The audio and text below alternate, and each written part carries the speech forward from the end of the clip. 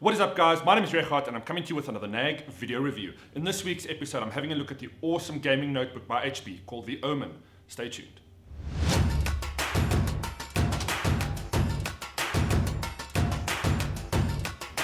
So I've been on a quest over the last few months to try and upgrade my machine to something a little beefier. I've got a MacBook Pro at the moment and it is spectacular for almost everything I want to do, but because it's about 3 years old, the 16 gigs of memory and the graphics card that's built in is not cutting it for my needs anymore. So I did some digging around and I started investigating my options. And the first notebook I'm going to be testing in this series on gaming notebooks is the HP Omen. And it's a pretty sweet notebook. It's the first time in a long while that I've been playing with gaming notebooks, and to be honest with you, I am blown away by how far technology has come. The gaming quality, the graphics that is built into some of these notebooks, and I should note the high-end versions of these notebooks, is very impressive. Now, the HP Omen range has an entire series of notebooks that cater to entry-level gamers, and the model that I'm testing here is the high-end version in the range. Let's look at the HP Omen. So there it is. Look at that, the HP Omen X. You can see the little X graphic on the cover there, the HP Omen label. It's not too thick, it is actually pretty portable. Some ports on the one side, some more ports on the others, but look at this. Weighing in at just under 4 kilograms, the HP Omen certainly is a beast, and it's not intended to be taken on a camping trip, unless it's the only thing you take. And it'd be well worth it, I must be honest with you. But I digress. But it certainly isn't intended to be an ultra portable notebook. It needs to pack a punch, it needs to pack the weight, because it's got some pretty impressive hardware on the inside. Like I said, this is the high-end version of the HP Omen series. It's a 17-inch monitor, Core i7 processor, it's got 2 hard drives, and it's got the beautiful IPS screen. Looking at the heat that the HP Omen packs, you can understand why they couldn't get away with an ultra-thin notebook. What you want here is a notebook that runs efficiently, runs cool, but still gives you the same processing performance of a big desktop machine. One of the coolest design features, I thought, was those pretty aggressive Battlestar Galactica looking vents at the back. Likely age 17 by your command. And that is obviously to keep the processor, the memory, and the hard drives as cool as possible. Obviously the graphics card too. So let's take a look at what you get for 35,000 Rand. Sitting at the heart of the HP Omen is the Intel Core i7 7700 HQ processor running at 2.8 gigahertz. You've also got 32 gigabytes of DDR4 memory, and there are 2 hard drives, a 2 terabyte 5400 RPM SATA drive, as well as a 256 gigabyte M.2 SSD, which is a super fast hard drive.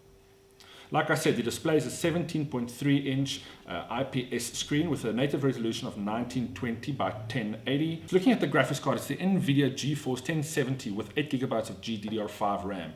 Now, playing Battlefield, obviously, and PUBG, I was able to play both of these games with high or ultra high resolution. Obviously, if you tweak your settings a bit, you can probably squeeze a little bit more performance. But to be honest with you, as a gamer, a weekend gamer, an evening gamer, I'm not a pro by any means, the performance of this machine was more than adequate. If I wanted a slightly better screen experience, I just plugged this into my larger IPS display with the same results. Overall, I was very happy with the performance of the HP Omen. In terms of ports, the HP Omen certainly has everything you need from a gaming notebook. It's got an HDMI port, obviously the headphone and microphone ports. It's got 1 USB 2 port, 2 USB 3.1 generation 1 ports, and 1 RJ45 port. Now, what I like about the RJ45 port, it comes protected with a little quick release cap. Should anybody trip over your LAN cable, it won't take your notebook with it. There's also an SD card slot, which is great for videographers or anybody who wants to transfer footage from their camera very quickly. Looking at the keyboard, the HP Omen has a full keyboard with a keypad and a set of programmable keys on the left-hand side of the keyboard.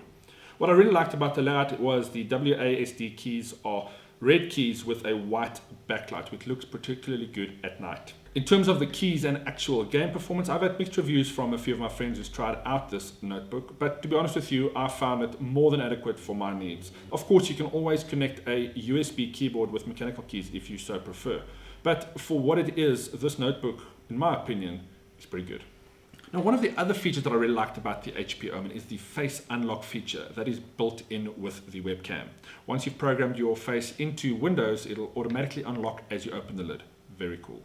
The touchpad is also pretty efficient, although you wouldn't be using it for gaming, but for any business use, even for quick edits on the road, it is more than sufficient. Now, the only thing I could find fault with on the HP Omen is the hinge that connects the screen to the notebook. Now, there's nothing wrong with the technology that they use, but it just doesn't feel as sturdy as what I would like. Opening the lid with one hand is pretty easy, and the hinge does keep the monitor in place at any angle that you leave it. Just above the keyboard facing you are two awesome Bang & Olufsen speakers with pretty impressive sound clarity. Unfortunately, they are not very loud, so I would still recommend either a set of headphones or external speakers. Not bad, right? I mean, there is a lot going for the HP Omen notebook. At 35,000 Rand, yes, you are going to be paying a lot more than you would for an equivalent PC. But again, the portability and the power of this thing should not be taken for granted. I'm particularly interested in the video editing side of things, and this machine certainly has more than enough power to crunch the numbers and get my videos out much quicker than I could do with my older computer.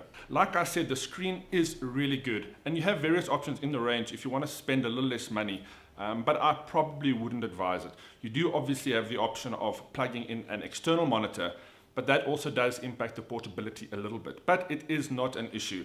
As always, I value your feedback. Please like this video, subscribe to the NAG channel, and drop a comment in the comment section below if you have any questions or suggestions for future videos. From Regardt and the NAG team, thank you so much for choosing in. I'll see you next week.